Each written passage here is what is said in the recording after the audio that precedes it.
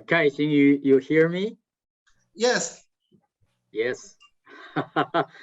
Okay, let me just I also prepared a few slides. It's nothing serious, but let me pull that off. Thank you.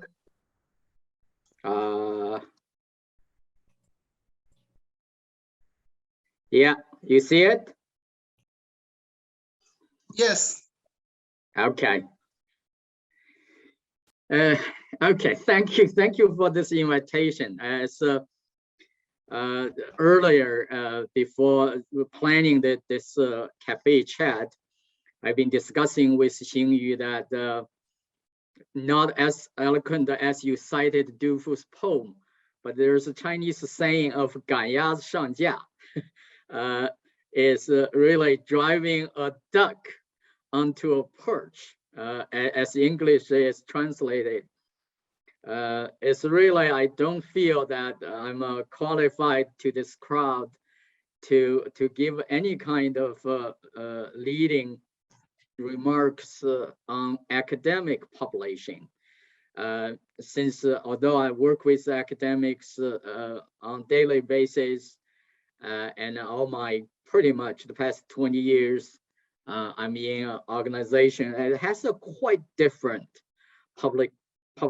publishing culture than most of our academic friends. Well, colleagues in the pure academic settings. But since that Xingyu and Tatano Okada sensei said, well, whatever you got to say, you can say, and this is all for discussion. So it's in that context, I also prepared a few remarks. I'll just go through them and make sure that I don't overuse 20 minutes. So Xingyu, you can tell me if there's getting close, just cut me off, and then we will make sure we have enough time for discussion and also hear more from Professor Bean. So, why it's not moving? Okay, now it's moving. So, I probably will just say each of those very few things. The first is a shameless promotion. I just say something about the journal that I'm associated with, the International Journal of Disaster Risk Science. So it just simply as an advertisement that to call your attention and seek your continued support. Many of you has been supporting us, either contributing authors, or the reviewers. So that's a quick, just to tell you about the journal and seek your continued support. Then from there, I'll move on to say a few words, not too much about in the organizations I'm in, the type of organization that is not the pure academic setting. Therefore, we have a very different pressure and publication requirement pressure than most of you do in the academic setting. But perhaps this is something interesting. And it's also, I want to make a point in there, there's the common thread in terms of publication, in the sense of communicating science that we all share, regardless what kind of publication. So then conclude with really a few observations. And for that, I'm very also, cannot speak with any kind of claim of deeper experience or not. It's just that accidentally I got put in by dear friends like Pei Jun and others when they started IGDRS. So I have been, along this process and learning, but now we are a little past 10-year journey of this journal.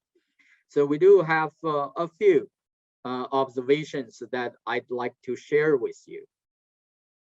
So having said that, you know, any of this, I try not to get into in terms of how you exactly preparing a paper or writing a paper. Uh, uh, those because for one, I think you have heard enough of those. For two, you know, there's just plenty of those. There's a much better person with experiences and professors to say things on that. But just in case that one of my, I forgot where it actually came, but for the past several years, I often go back to if somebody has a presentation called academic writing. I can drop that into the chat box later. So if some of you interested, you haven't seen it, it's good, a good thing to take a look. Okay, so the journal, you know, if we're all in a room, which would be a much better setting in terms of this cafe format, this is the time I will ask you raise a hand of say how many of you know our journal. But just in case you don't know, this is the journal. So I will skip the aims, scopes, nature, and the topic area because this is a simply copy and post from the email, the web link down there. So that's where I draw your attention if you're interested in the journal, and do go there and take a look. Just say a few story. I guess it's not on the slides, but in terms of the motivation when we created this journal, this is back to 2009, 2010. So at the BNU at that time, we were running a summer institute for advanced hazard and risk studies. I don't know whether any of our alumni are in the audience today or joining us for this discussion today, but it's a series of summer schools that we have done from 2009 all the way to 2017. So it's about 10 of those 10 years every summer, and we gather you know, the world-class hazard and risk disaster scholars and came to BNU, and we recruit participants around the world to have 2 weeks of really wonderful experience. It's around that time, and then we were discussing, say, in particular from the Chinese context, we feel that China is a large and a disaster-prone country, so we have a long tradition of hazard and risk researches, but we don't have a particular platform to communicate that knowledge to the global community. That's the one. The other one is, at that time, we felt this quite distinct differentiation, distinct separation from the risk community and the hazard disaster community. I would argue that today it's still a little bit that divide. But let me rephrase. I think that divide is still very much there today, but it's getting better. So that's another motivation, is say we want a journal that starts to bridging the risk community and the hazard and disaster community. The third one is really try to really have a journal that promote on this notion of integrated risk analysis, integrated disaster risk analysis. So that's how we started. You know, as Xingyu has said, we this is taking some pride and comfort in this. From 2010, we started to now, we're really become one of those that people start to take note as one of the also important journals in the DRR field.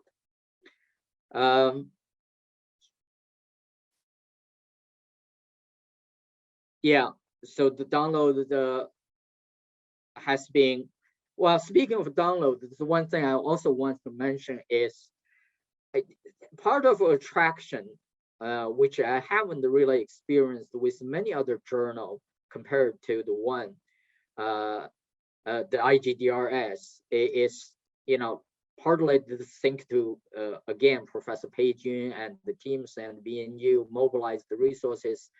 So this is by far remain to be a fully open access journal. We don't take any fees from the authors, yet maintain this absolutely open for free downloading. So the downloading, as you can see, has been consistently increasing. What else I can advertise about our journal? The other thing is, again, thanks to that, we do have a bit of a resource supporting the journal. So some might disagree, but my feeling is the editing support that this journal provide is way out of the scope of many other journals. And we do invest a lot of our resources to have the professional editors to help to edit the manuscripts. So sometimes that even annoys the contributing authors because they've been quite a lot of back and forth, but and it's still by the end of the day, majority of our contributing authors and benefit from that and appreciate that is this editing support. So I probably said too much on the IGDRS, but again, as I said in the beginning, the point is we would like your continued support to this journal, submitting your researchers, and also when we reach you and do like you often did, help us to review. And then move on to the second sort of leading remark, and to say something about the publication culture and the organization I work is the Stockholm Environment Institute. But it's broadly, I think, although this different organizations have different rules, systems, requirements, but roughly, we share the same sort of culture as compared to so-called academic publishing. And one is that very broadly, we're in this area, and often you say it's called green literature. A lot of our things is in various forms and briefs, working papers, reports. And nowadays, with the rapidly changing different channel of communicating, this is a way expanded. It's not particularly strictly in the traditional sense of literature, but blogs, videos, podcasting, and today is increasingly getting more and more loosely in the category of publishing and communicating your result. So it's in that area, and many people seem to have this impression that the key difference between the green literature and the academic publishing is on the reviewing process. That's indeed varies a lot. But yeah, and what I've got to say there is, as Xingyu started by all this pressures laid out, the pressures that the academic world is facing today, we don't exactly have that kind of same kind of pressure, but we do publish, and different organizations has different, as I said, the quality assurance, the review system. But for example, SEI, we do have a very strict internal peer review system. Since we are one of those relatively larger international researchers, we have centers around the world. We have about 250 full-time research staff. So sort of forms a quite large pool of the qualified professionals to serve as the peer reviewers. So we do, although we think the organization, but the internal. So those things that we do have. And I guess sometimes I talk to academic colleagues. What we sometimes feel better supported is that we do have a communication team. For example, SEI now has a quite strong, large communication team. That communication team, including editors and including all kinds of graphic designers, all those things that help you when your research is done, and turn your research when you're ready to communicate. And we do have a professional support. Often sometimes makes that stress or pressure a little bit less, I suppose, as compared to many of you have to just struggle this through yourself. So I'll quickly say a few words about this, reflecting from SEI, and hope to make a transition to the academic publishing. Is for us, meaning at SEI, when you talk to, when your research is done, your project is done, when you start to writing up things, so when you talk to the communication team, it's always started say, the impact is the same. Meaning that, say, what is the use of your research? So this is, of course, we can have lengthy discussion about that, SEI being an organization right on the interface between science and policy.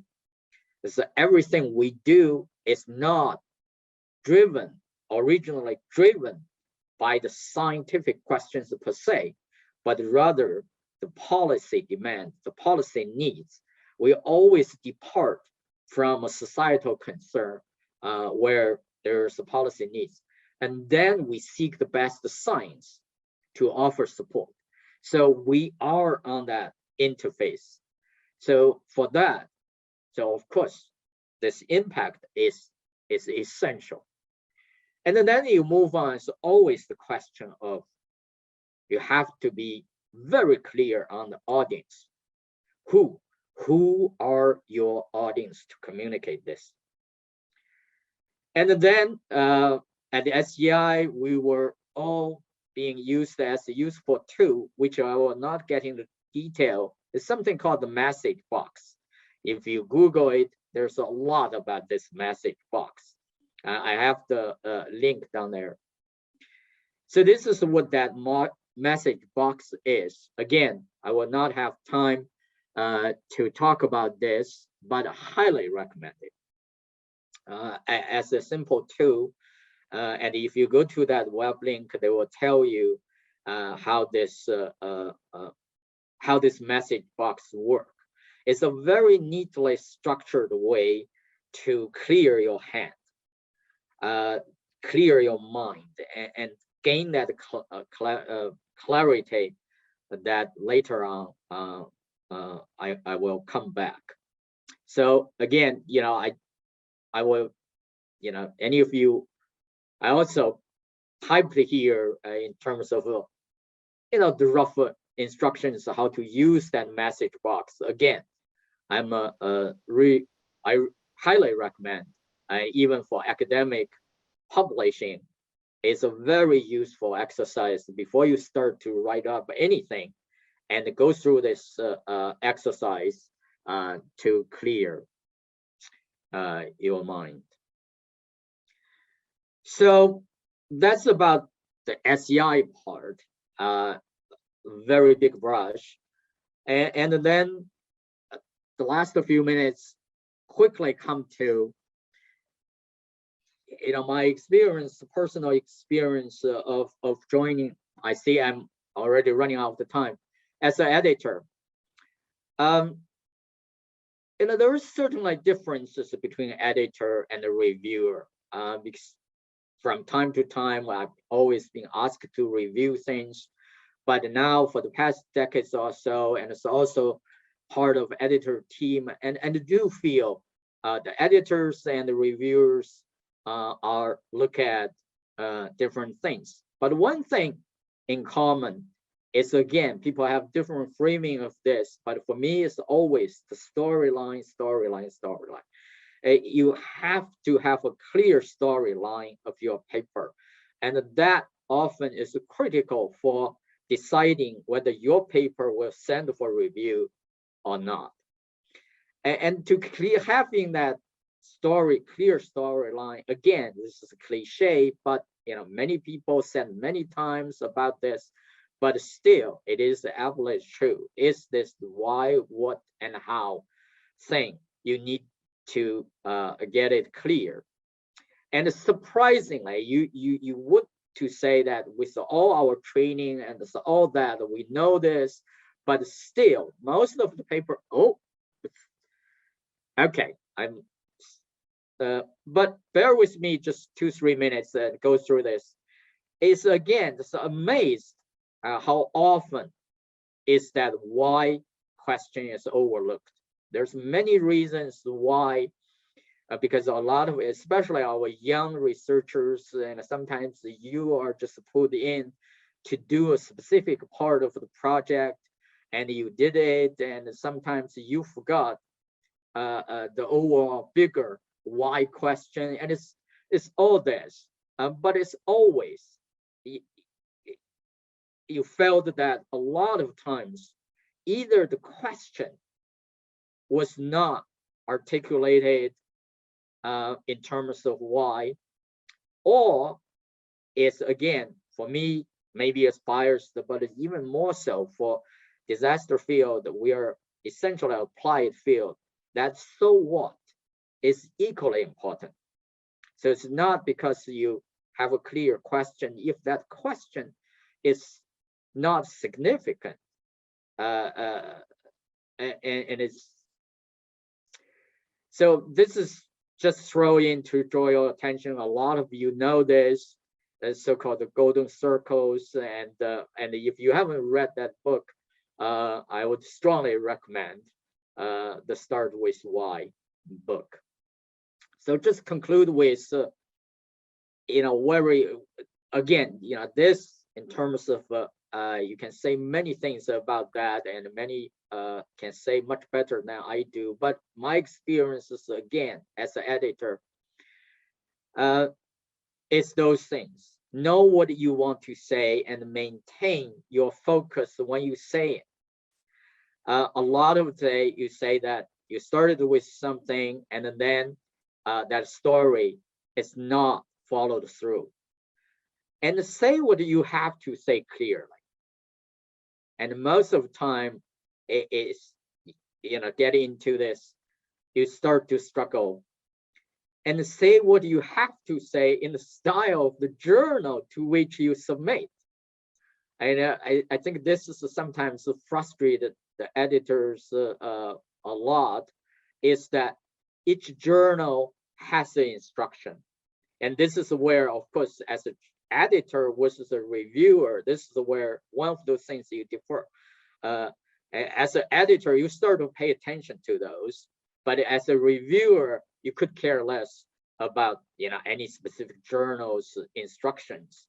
But it bothers the editors, especially those who is actually going to all the way work with you to carry your publication to the end. And they have to follow those formats, those instructions, for example, the length of the paper and all that. And do pay attention to those. And those shows the attitude and it also matters a lot.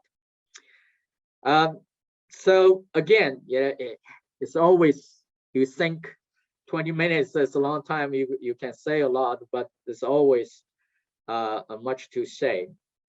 I ended up with one of my advisors. I may be misquoting him, especially on the second half of the sentence, but you got the meaning. Is publication is a way that, of course, as we pursuit of the scholarship, which to me, that's the academics, we pursue a scholarship. And we work hard for that, to improve that. Publication is one of the indication of that. But sometimes if the publication becomes the goal, becomes something scholarship only measured by that, is something wrong. I think we say a lot of that, but we can have a lot of discussion, say, yeah, we all know that, but the reality is this, blah, blah, blah. But still, I think worth reminding all of us is, do the scholarship, and that will naturally lead to the good publications. And the other way around is somehow not the right way. Thank you very much. Thank you very much, Guoyi Sensei. We will remember not publication for scholarship. Okay, I think our audience will have many questions on what you have say, and we will invite the question and comments after Professor Bean's presentation. Okay, so Professor Bean will come. Please make presentation. Thank you. Can you hear me and see my slides? Yes, Professor Bean. All right, thank you very much. So I really appreciate the invitation to today's iDRiM Cafe. I am Hamilton Bean, Associate Professor of Communication at the University of Colorado, Denver, where I'm also the Director of the International Studies Program. And you can see in this picture here, this is an image of the Denver skyline. I had the good fortune of serving as visiting professor at Kyoto University at DPRI and DRS this past summer. And I also served as a guest researcher at Kyoto University in 2019. And that is where I first became involved with iDRiM Society, attended my first iDRiM conference. And since about 2020, I guess, I've been affiliated with the iDRiM Journal, serving as an associate editor. Here you can see from this past summer, an image with Ana Maria Cruz Sensei and her PhD students. We took a nice hike in the mountains of Kyoto. And so I included this image because my remarks today are directed mostly at PhD students, those who will soon be looking for positions in academic fields. But hopefully my remarks will appeal to others as well. But you can see we are all very energetic and youthful. And so I was very, very sad and surprised to see that the title for today's iDRiM Cafe was Viewpoints and Experiences from Senior Researchers. This is the first time that I have been referred to as a senior researcher. So I guess it's okay now. I guess I have plenty of gray hair. And it is now time to refer to myself as a senior researcher. Well, What I'd like to talk about is a little bit more about my experience as a journal editor, as someone who needed to publish to get a job. And I think some of my stories will resonate with you, especially the younger audience members. Next, I'll provide you some advice that I was given when I was a PhD student and that I will now give to you. And then finally, I'll cover some of the detailed questions that were provided to me in advance of today's iDRiM Cafe, things that the organizers thought maybe I should answer or respond to. So my experience with publishing dates back to 2007. And in that year, I had my first 2 publications, the first of which was co-authored with one of my academic advisors, not my dissertation advisor, but another advisor. And then I also published a solo authored article in another journal. You do not know how happy I was to have published 2 articles as a PhD student. In fact, back in 2007, I was a new father. And so to celebrate, I'm sure we did a lot of dancing in the kitchen. This is my son, Max. This was back in 2007. This little boy now is 17 years old, and I can't dance with him anymore. But you can see we're very happy to celebrate these publications. Hi. But this back as a PhD student, I also had my first taste of failure. And what I mean is that an article that was published in 2009 in the journal Rhetoric and Public Affairs, that was not the first place that I had submitted the manuscript. In fact, I had submitted it to a journal called Discourse and Communication, and it was rejected. One of my advisors, a committee member, she was very surprised. She thought that the manuscript was very good. And in fact, she ended up calling the journal editor to find out more about the rejection. As a new PhD student, I didn't really understand what was going on. I just knew that my manuscript had been rejected. I was very sad, but eventually it got published. And I think this is a lesson to the PhD students, is that in this field, as a scholar, you are going to face rejection many times. And the sooner that you get used to it, the better, because I have now over 50 Google Scholar items, and being rejected 3 times for a certain publication is not uncommon in my career. There are some cases where the very first submission to a journal will be eventually accepted, but it's more common for me in my career to have multiple rejections of a manuscript. I will say that after the 4th time, the 4th rejection, I may start looking for a non-refereed outlet, something like a book chapter or a newsletter in which to publish my commentary, or even sometimes abandon the effort. Sometimes you've picked the wrong question and you picked the wrong approach and you need to try it again. So I currently serve on the editorial boards for, I think, 7 or 8 publications. This is a handful of them. I began serving as an editorial board member maybe 10 years ago, and the list has expanded. Of course, as I mentioned earlier, I am associate editor for iDRiM Journal, and I am in charge right now of editing the special issue for the recent conference, the special issue of the journal. And I've edited special issues of journals in other contexts as well. We put together a special issue of the Journal of Multicultural Discourses. And then most recently, last year, I served as a guest editor for Intelligence and National Security. So I have a little experience with special issue editing. As some of you may know, because IUNISON recently sent our call for papers, I'll be serving as a co-editor for a special issue of Natural Hazards Review, focused on the work of Dennis Milletti, who is a public warning expert who passed away last year.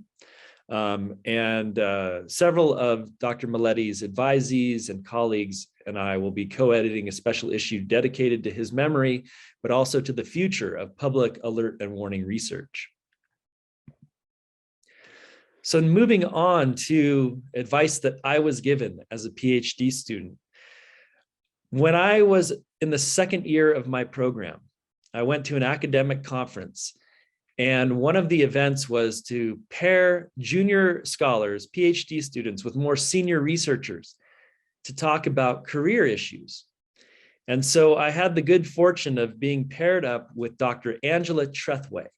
At the time, she was an associate professor at Arizona State University in the Department of Communication. She was very well regarded, very well known, and I never forgot what she told me. She looked me in the eye and she said, "Hamilton, if you want a job in academia, you need pubs, you need publications." And much respect to Professor Hahn for his comments, especially the maxim at the end of his presentation, where we should be reminded about the quality of our scholarship, and that scholarship shouldn't just be about counting publications. But the reality is, and as Dr. Trethway told me, as a new researcher, as an aspiring scholar, the reality is you need publications. And so I took her words to heart, and I tried to publish while I was a PhD student. And eventually I had 6 items either published or in press by my graduation from my program. At the time, I thought that that was pretty good, and other people thought that 6 publications was pretty good for a PhD student. I will tell you, having served recently on hiring committees for new assistant professors, 6 publications is maybe getting low. There are so many PhD students now with multiple publications. I'm very surprised. Now, this is in the field of communication studies, so it may be different for disaster risk management and other subfields in disaster risk science. Maybe the number of publications isn't so high. But I want to tell you that as an aspiring academic, at the end of the day, you do need publications. And so please work to have your work published. How can you do this? Well, you need to learn how to publish. And many of my comments here will echo Professor Hahn's excellent commentary that we just heard. One of the things that you can do as a PhD student is review for conferences, review conference manuscripts. This will help you see how other people are framing their arguments. And ideally, you can learn from reading multiple authors and cutting edge research in your field. If you can, attempt to co-publish with your advisor and other mentors. Become well-trained. In my subfield, it is a very high compliment to say that somebody has been well-trained. This means that they know the standards of academic publication, they know how to craft a manuscript, they know how to enter a scholarly conversation. So you want to learn these techniques by co-publishing with your advisor or other mentors. You also, if you can, want to solo author your work. So publish on your own if you have an opportunity. And the reason for this is that you want to avoid certain questions. The questions being, can this person publish on their own without their advisor or without mentors? You want to demonstrate your competence and capabilities as a solo scholar and researcher too, if you can, and not always is that possible. So read the articles in the journals that you are targeting, not only for their content, but for their style. And what I mean here is, how are the arguments presented? How is the preview of the essay presented? How is the conclusion presented? Look at the style of the articles as well as their substance. You also want to cite authors who publish in that journal, as well as the editorial board members of that journal, because they are the ones that are likely going to be reading your submitted manuscript. And so it is a kind of a subtle expectation that you are familiar with the authors of a particular journal and are conversant with their work. And then finally, follow the guidance of a good book. And Professor Han gave you an excellent recommendation. My recommendation is this one, The Craft of Research by Wayne Booth et al. When I was a PhD student, this book was very helpful to me to learn the conventions of academic publication. All right, finally turning to the detailed questions I was asked. How many papers should be published a year as a qualified scholar? My answer to this question is, it depends. It depends on your institution's requirements, what you need for your position, but also disciplinary norms. And certain disciplines may have more frequent publication norms than others. It also relates to your career objectives. Perhaps you want to be known as an emerging researcher, or maybe research is secondary to your overall career goals. Maybe you're more interested in becoming an excellent teacher or an administrator. So that also matters. The journal tier matters as well. Having one publication in the top tier journal in your field is as respected and admired as having many publications in lower quality journals. And then finally, what kind of journal have you published in? Is it refereed or peer-reviewed or self-published? Refereed means that the outcome of the review process determines whether your manuscript is selected for publication. Peer-reviewed may involve being refereed, but it may not. Maybe just the journal editor or a group of editors agrees to look at your manuscript, and if they find it acceptable, they will publish it, but is not formally refereed by two outside reviewers. And then finally, self-published, where you can pay a journal to publish your work. I would strongly urge you not to publish in these kinds of journals. If your colleagues see that you are self-publishing, if you are paying journals to publish your work, it is not good. Second question here was, publication in open source journals encouraged? I think what was meant here is open access. And yes, I think the trend is increasingly moving towards open access journals. In some cases, having your work listed as open access, which means freely available to the public, can be quite expensive, many thousands of dollars.